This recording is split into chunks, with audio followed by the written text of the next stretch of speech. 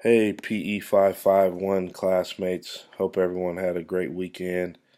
Um, just a quick response to the prompt on Standard 2 of the Shape America Standards, which is the one that I feel best fits the teaching games for understanding portion from our textbook, um, Chapter 12.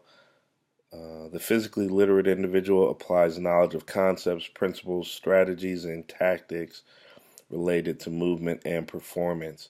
As you read about the model of how to teach games for understanding, it just makes more sense. I know when I was a PE student, we just spent a lot of time just using basketball, for example. We spent a lot of time just shooting baskets, shooting baskets, shooting baskets, learning how to shoot, dribbling, dribbling, dribbling, learning how to dribble. But rarely do I remember until I got later into high school actually playing games of basketball in PE. And that's the most fun part about it.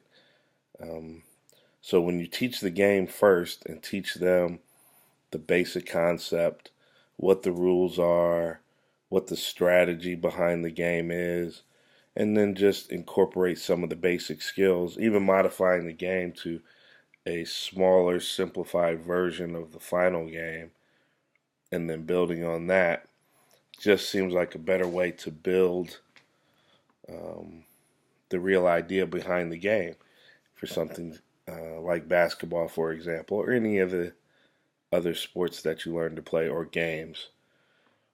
Um, and then once a student has learned their certain level of understanding for the game, especially things like the rules and the objective, then it also makes it a lot easier to make adjustments to the game.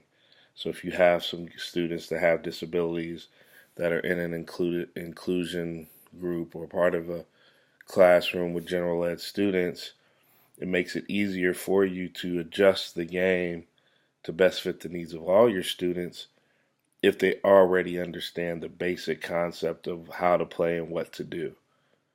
Um, and then once students have that basic knowledge, once they understand just the key ideas of whatever game it is you're teaching, then they can go back and develop the finer motor skills needed to really be good at it.